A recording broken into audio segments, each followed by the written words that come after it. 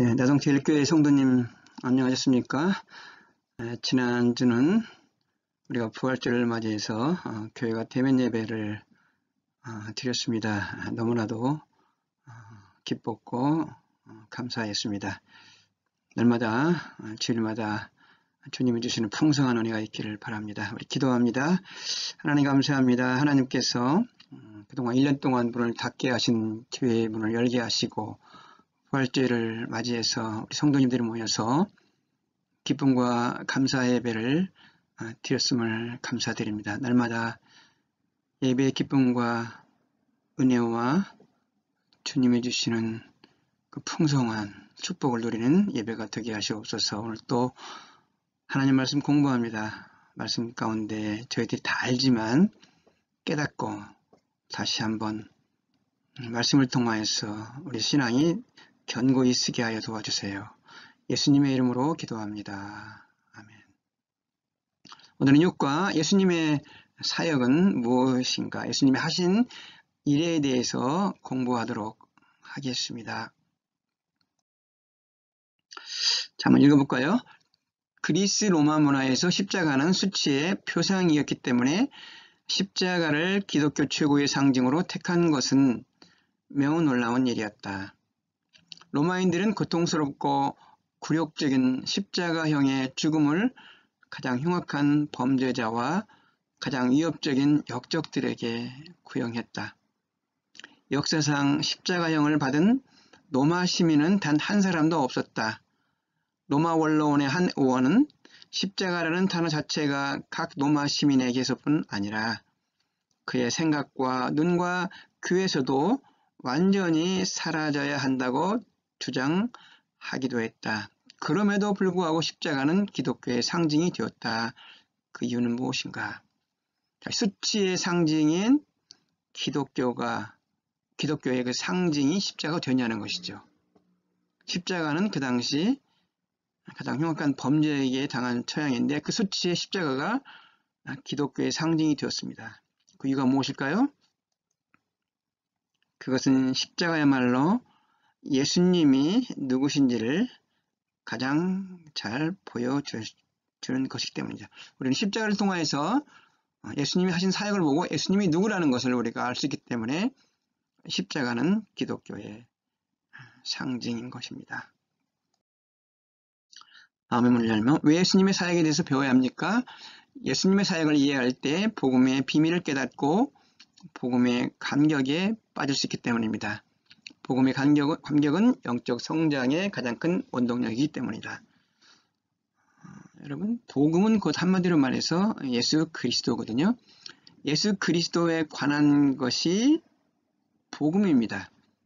그럼 예수님이 하신 사역을 알지 못하면 우리는 복음의 비밀을 깨달을 수가 없어요. 복음의 비밀을 깨달아야 복음을 통하여서 우리가 받는 감격이 있기 때문입니다. 우리의 문제는 복음의 핵심이자 기독교 신앙의 뿌리인 십자가와 부활에 대해 잘 모름으로 인해 구원 감격과 복음의 기쁨을 자주 잃어버리고 삽니다.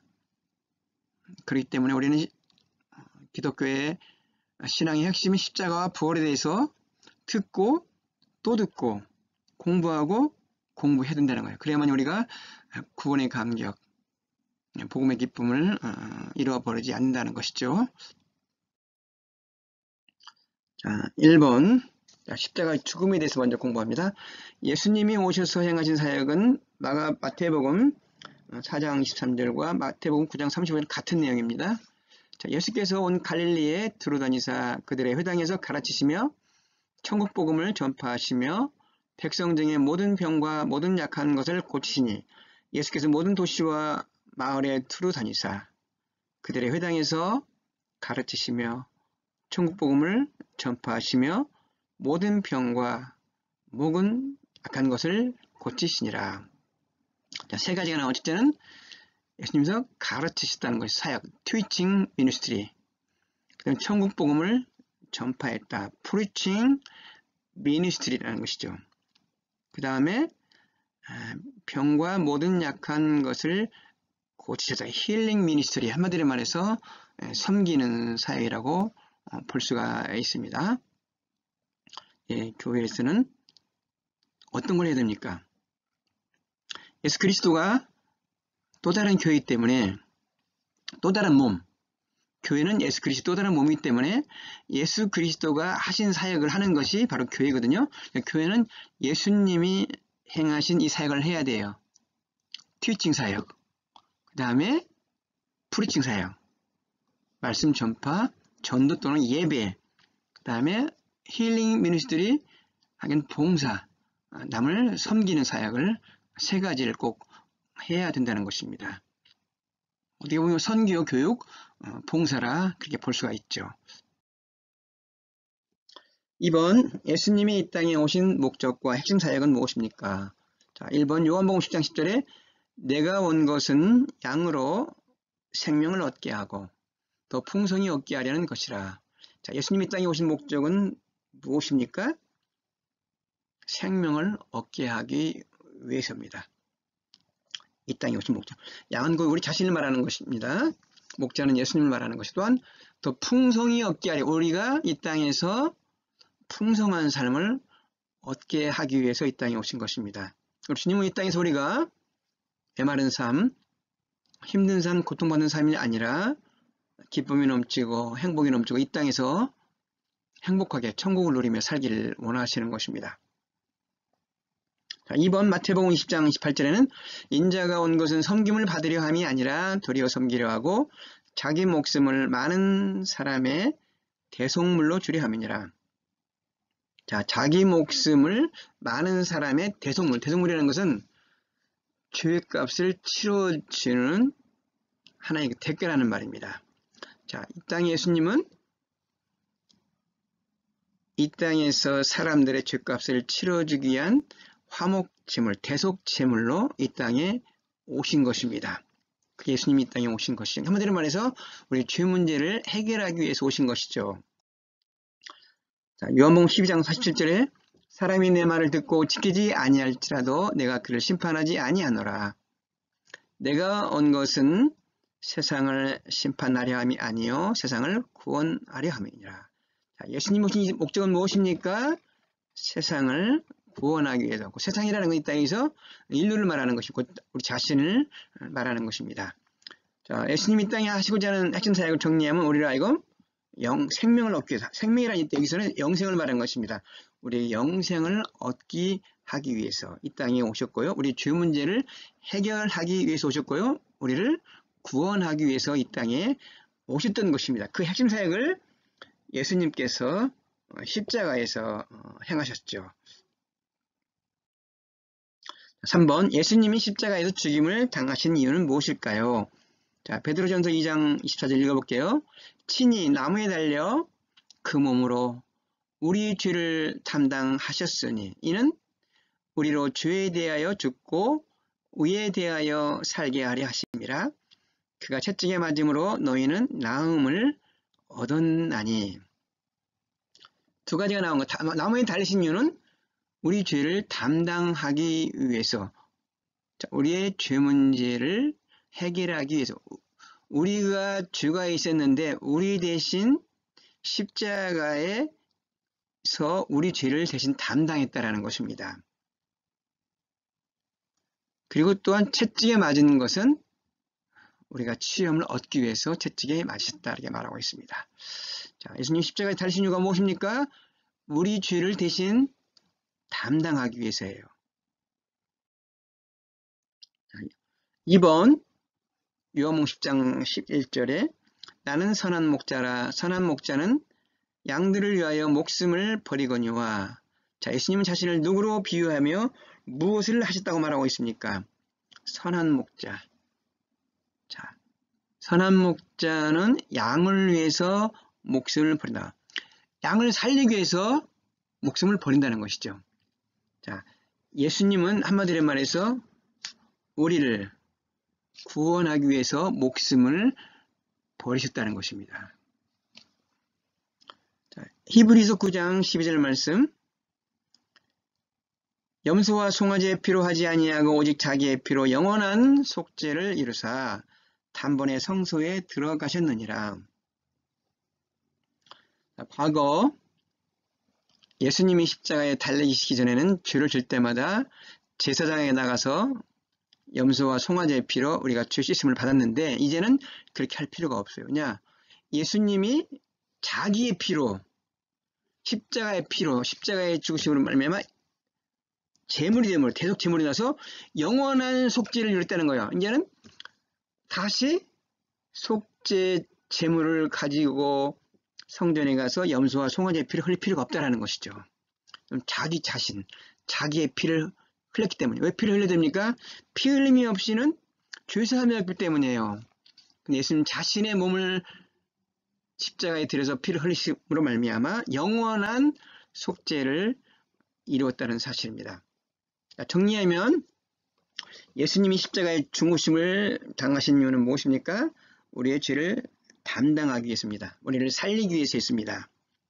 그리고 영원한 속죄를 이루기 위해서였습니다. 기독교의 복음의 진수는 무엇인가?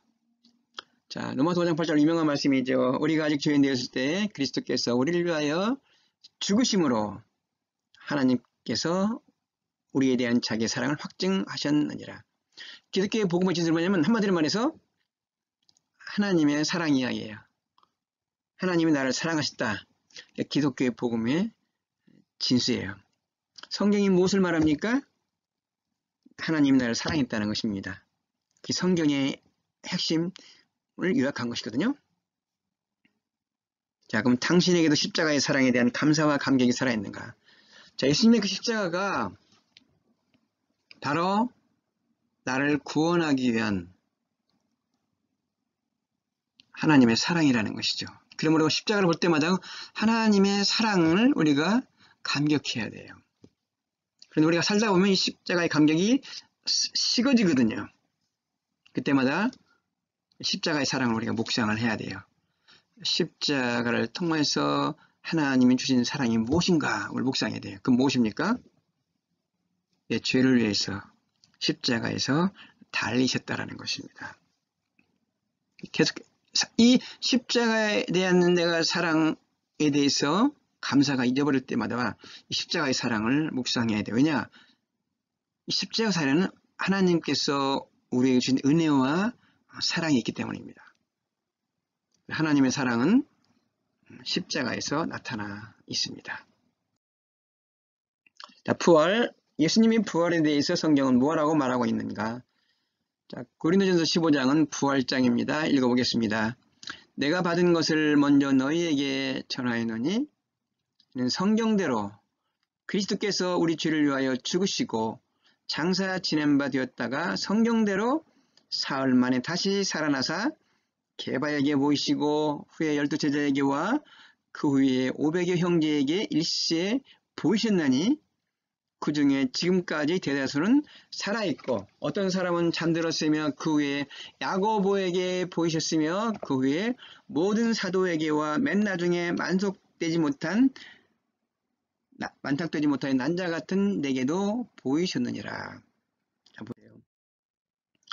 예수님의 죽음과 부활이 어떻게 이루어진 것이라고 말하고 있습니까? 이것은 성경대로 죽으시고 성경대로 부활하셨다. 예수님의 십자가의 죽음과 부활은 이미 성경에 예언되어 있었던 거예요. 그것을 성취하신 것입니다. 그냥 어느 날 갑자기 예수님께서 십자가에 죽으시고 부활하신 것이 아니라 어떻게 우연히 된 것이 아니라 이미 성경에 예언한 대로 예수님은 죽으시고 3일 만에 부활하셨어요. 자, 예수님의 부활에 대해 증인이 얼마나 많습니까? 너무나 많잖아요. 게바에게 보셨다. 베드로예요. 12제자에게 보셨다. 또 500명 형제에게 보셨다. 예수님의 동생 야고보 사도에게 보셨고 사도 바울에도 보셨어요. 얼마나 이런 부활의 증인이 많습니까? 그런데 세상은 예수님의 부활 사건이 기독교인들이 지어낸 꾸며낸 얘기다. 한마디로 말해서 예수 그리스도의 부활은 거짓이라는 것입니다. 진실이 아니라는 것입니다. 그렇다면 우리는 이 부활의 증인들을 통해서 알 수 있는 사실은 무엇일까요? 닉슨 대통령의 보좌관이었던 그 찰스 콜슨은 그가 감옥에 갔다가 감옥에서 나오고 쓴 책이 하나님을 사랑한다는 것이 이런 책입니다. 그때 그가 워터게이트 사건에 대해서 기록을 했어요. 워터게이트 사건 우리가 너무나 잘 알잖아요. 워터게이트 사건이 터졌을 때 닉슨 대통령의 그 보좌관들이 모여가지고 이 사건을 은폐하기 위해 서로 말을 맞췄습니다.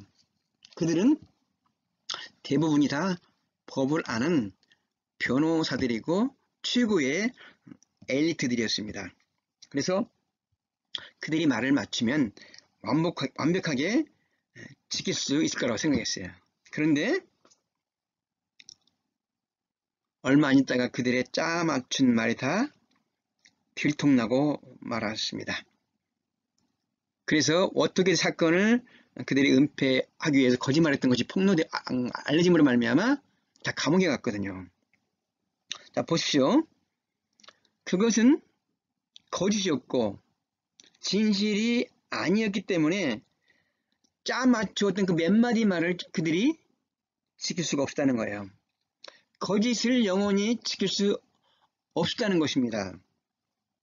자, 예수님께서 부활하지 못했다면은 꾸며낸 얘기라면, 자, 예수님의 제자들은 다 부활했단 말을 했어요. 자, 무식한 어부들, 그런 출신이지. 그들이 만약 꾸며냈다면은 그들은 얼마 못 가서 그들이 말하는 것이 진실이 아니라는 것이 다 탄로가 나고 다 드러났을 거예요. 무식한 어부들이 전한 예수 그리스도의 부활의 증거가 2000년이 지나도 여전히 진실인 것은 그것이 꾸며낸 거짓이 아니라 진실이기 때문이라는 거예요. 그 부활의 증인이 500명이 이상이 있었는데 만약 그들이 꾸며낸 이야기라면 입을 맞출 수가 없고 거짓이 나온다는 것이죠. 그 부활의 증인을 통해서 알 수 있는 것은 무엇입니까? 그리스도의 부활은 역사적인 실제의 사건이라는 것입니다. 그 밖에도 부활의 증거들이 많죠. 예수님의 무덤에 빈 무덤이 있었고 수가 그대로 있잖아요. 몸만 싹 빠져나왔거든요. 증인들이 많이 있었고요. 가장 부활의 증거들은 예수님의 제자들이에요.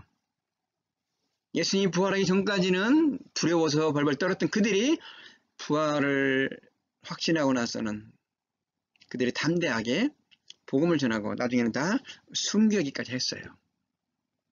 성령께서 예수님이 십자가에 죽으시고 부활했다는 것을 우리에게 확증을 주십니다. 6번 예수님의 부활이 갖는 의미는 무엇일까요? 읽어보겠습니다. 그러나 이제 그리스도께서 죽은 자 가운데서 다시 살아나사 잠자는 자들의 첫 열매가 되셨도다. 사망이 한 사람으로 말미암았으니 죽은 자의 부활도 한 사람으로 말미암는도다.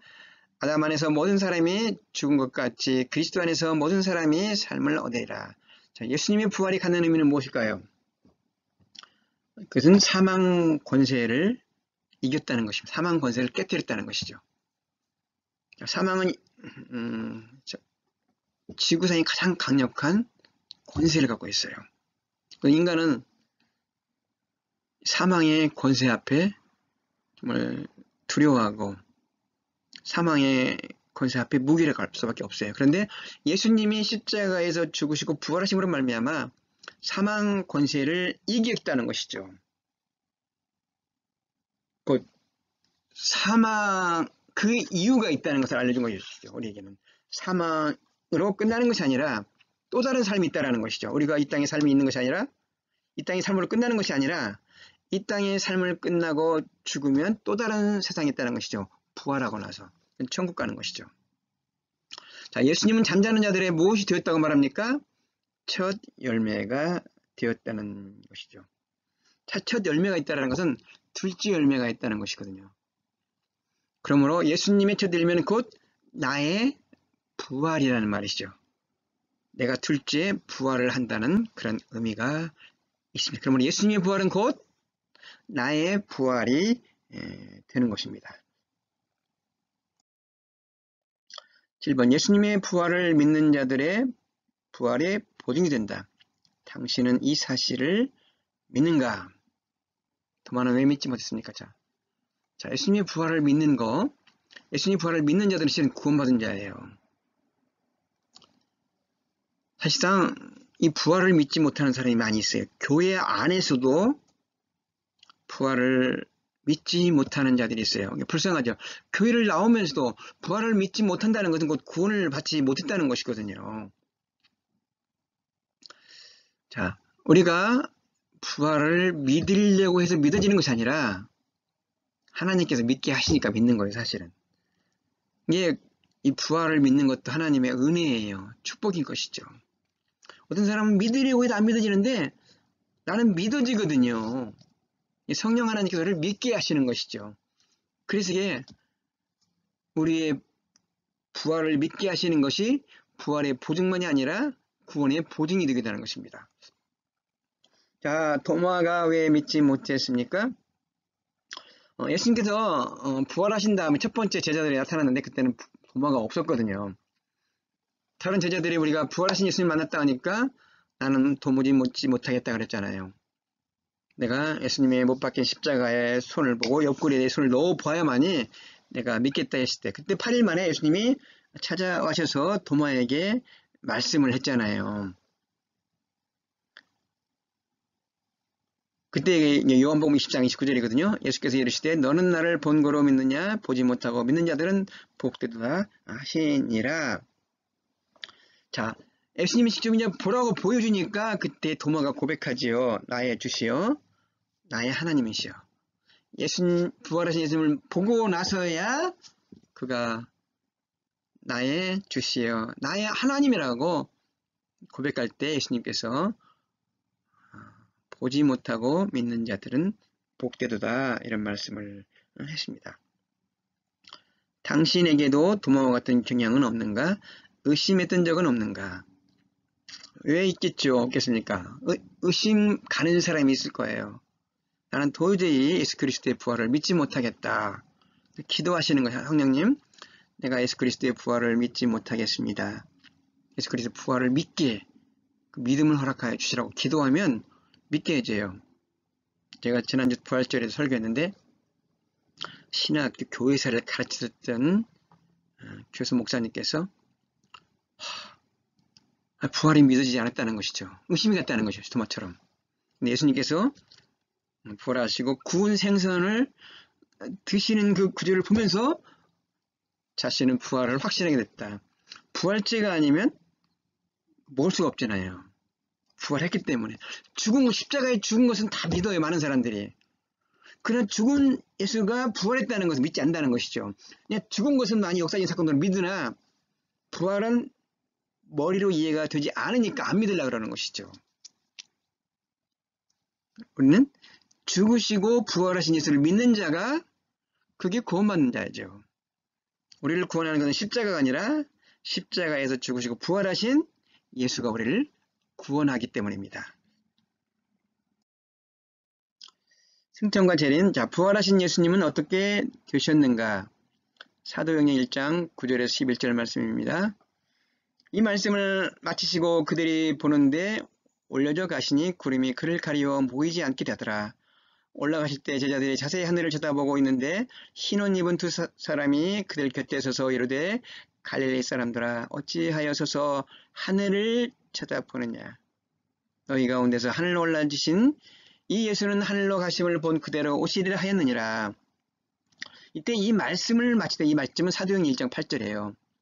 너희가 성령을 받으면 권능을 받고 예루살렘과 온 유대와 사마리아와 땅까지 이르러 내 증인이 되리라.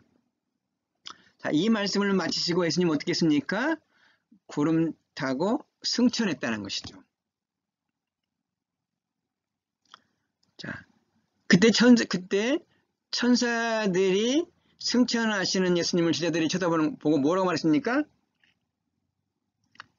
자, 이 승천하신 예수님은 너희들이 오늘 본 그대로 다시 재림하신다. 너희 가운데 하늘로 승천하신 예수님은 너희들이 구름 타고 올라가신 대로 다시 재림한다고 그렇게 우리에게 말씀해 주신 것이죠. 승천의 모습으로 다시 재림하신다는 것입니다. 9번 하늘에 오르신 예수님은 어디에 계시며 무엇을 하시는가? 그럼 하늘에 올라가신 승천하신 예수님은 지금 어디에 계시며 뭘 하십니까? 자, 먼저 1번 가서 너희를 위하여 거처를 예비하면 내가 다시 와서 너희를 내게로 영접하여 나 있는 곳에 너희도 있게 하리라. 예수님은 하늘에서 무엇을 하십니까? 우리가 머물 거처를 예비하십니다. 우리가 천국에 머무를 것을 예비하십니다. 천국은 분명히 있습니다. 우리가 이 땅에 살면 끝나는 것이 아니라 죽고 나면 우리의 삶의 주소가 이 땅에서 천국으로 옮겨지는 것이거든요. 바로 우리의 거처를 준비하시고 계신다는 사실을 우리는 알 수가 있습니다.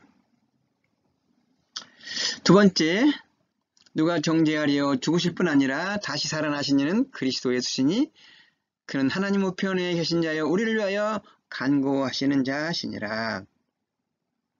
자, 예수님은 어디에서 무엇을 하십니까? 하나님 우편에 계시고요. 우리를 위해서 간구하신다는 것입니다. 하나님 우편에 있다는 것은 통치한다는 그런 의미가 있어요. 우리를 위하여 간구한다는 것은 중보기도 한다는 것이잖아요. 자, 예수님이 십자가에 죽으시고 부활하셔서 우리의 구원 사건은 이미 확증되고 성취가 되었어요. 이미 구원은 확실한데, 우리가 예수님을 믿으면 구원은 확실한데, 또 예수님께서는 하늘에서 우리의 구원을 위해서 간구하시기 때문에 얼마나 우리의 구원이 확실하겠습니까? 마치 잘밖에 못해 다시 뭐를 빵빵빵 마무리하는 것처럼 예수님이 대제사장이 되셔서 우리를 위해서 간구하시기 때문에 우리의 구원은 확실하다는 거예요. 흔들리지 않는 구원입니다. 안전한 구원입니다. 3번 그의 능력이 그리스도 안에서 역사하사 죽은 자들 가운데서 다시 살리시고 하늘에서 자기의 오른편에 앉히사 모든 통치와 권세와 능력과 주권과 이 세상뿐 아니라 오는 세상에 일컫는 모든 이름 위에 뛰어나게 하시고 또 만물을 그의 발 아래에 복종하게 하시고 그를 만물 위에 교회의 머리로 삼으셨느니라. 자, 예수님은 어디에 계시며 무엇을 하십니까? 자, 역시 하나님의 오른편에 계시고요. 통치한다는, 하나님의 오른편에 앉는다는 것은 통치한다는 것을 의미하는 것입니다. 자, 예수님을 무엇으로 삼으셨습니까? 만물 위에 교회의 머리로 삼으셨다. 무슨 말입니까? 교회의 주인은 예수님이라는 거예요. 머리라는 것은 주인이라는 것이거든요. 예수님을 이 만물의 교회로 삼으셨습니다. 예수님은 그분께서 승천하시고 나서 그의 사역을 계승할 수 있도록 그의 또 다른 몸을 세우셨거든요. 그걸 우리는 교회라 이렇게 말합니다. 그 교회의 머리가 누구냐? 예수입니다. 예수님이 교회의 주인이라는 말입니다. 자, 이 말씀을 정리하면 무엇입니까? 예수님은 하늘에 계셔서 우리의 천국의 장소를 예비하시고 또한 하늘에서 통치하시고 우리를 위해서 기도해 주시고 또한 이 땅에 모든 교회로서 주인으로서 이 교회를 다스린다는 것이죠. 자, 예수님이 재림하시면 다시 오셔서 하시는 일은 무엇일까요? 자, 사도행전 17장 31절 말씀, 이는 정하신 사람으로 하여금 천하를 공의로 심판할 날을 작정하시고 이에 그를 죽은 자 가운데서 다시 살리신 것으로 모든 사람에게 믿을 만한 증거를 주셨음이니라 하시니라. 자, 예수님이 이 땅에 재림하십니다. 재림은 언제인가 우리 모든 사람은 알 수가 없어요. 그러나 예수님이 초림하신 것처럼 예수님 분명히 이 땅에 재림을 하십니다. 근데 그분이 오셔서 예수님은 온 천하를 심판한다는 거예요. 심판. 재림의 주, 그분이 하시는 일은 심판한다는 사실입니다. 초림의 주는 구원의 주로 오셨지만 재림의 주는 심판의 주로 오신다는 것입니다. 데살로니가전서 4장 16절 17절 말씀, 주께서 오령과 천사장의 소리와 하나님의 나팔 소리로 친히 하늘로부터 강림하시리니 그리스도 안에서 죽은 자들이 먼저 일어나고 그 후에 우리 살아남은 자들도 그들과 함께 구름 속으로 끌어올려 공중에서 주를 영접하게 하시리니 그리하여 우리가 항상 주와 함께 있으리라. 주님이 다시 오실 때 재림할 때는 우리가 휴거가 된다는 휴거에서 주님을 영접하게 되고 주님과 함께 영원히 함께 살게 된다는 사실입니다. 물론 심판도 하시고 하지만 주님과 함께 영원한 그런 삶을 산다는 사실입니다. 자, 십자가의 부활은 과거의 사건이 아니라 오늘의 사건입니다. 날마다 우리에게는 십자가와 부활의 사건이 내 안에 이루어질 때 십자가의 감격, 감사가 있고 부활을 통해서 나도 부활한다는, 천국 간다는 그런 확신이 들어가는 것입니다. 그리스도인은 부활의 소망을 가지고 날마다 십자가를 지닌 사람들이다. 그러므로 이 부활과 십자가가 오늘의 사건이라는 것입니다. 자, 오늘 주신 은혜의 말씀 가지고 기도합니다. 하나님 감사합니다. 오늘은 예수님께서 이 땅에서 하신 사역에 대해서 공부했습니다. 그분은 이 땅에 오셔서 십자가에 달리시고 죽으셨습니다. 우리를 구원하시기 위해서입니다. 우리의 죄의 문제를 해결하기 위해서 우리의 죄짐을 다 지시고 그리고 3일 만에 부활하심으로 말미암아 사망 권세를 깨뜨렸습니다. 바로 우리에게도 바로 죽음에서 부활하신다는 것을 먼저 보여주었습니다. 예수 믿으면 나도 부활한다는 확신을 갖게 도와주시고 이 부활의 확신을 갖고 살아갈 때 이 땅에서 어떠한 어려움과 고난이 있을지라도 힘이 되고 위로가 될 줄로 믿습니다. 승천하신 예수님도 재림하십니다. 재림하신 예수님은 이 땅에 심판주로 오십니다. 그러나 우리는 심판을 면하고 공중에 휴거되어서 주님을 기쁨으로 환영하고 주님과 함께 영원히 살 것을 믿고 감사와 영광을 드립니다. 날마다 우리 삶 속에서 십자가의 부활을 감격하며 찬양하며 살게 하여 주시옵소서. 예수님의 이름으로 기도합니다. 아멘. 아멘. 자, 다음 주 수요일 날 또 여러분들 뵙도록 하겠습니다.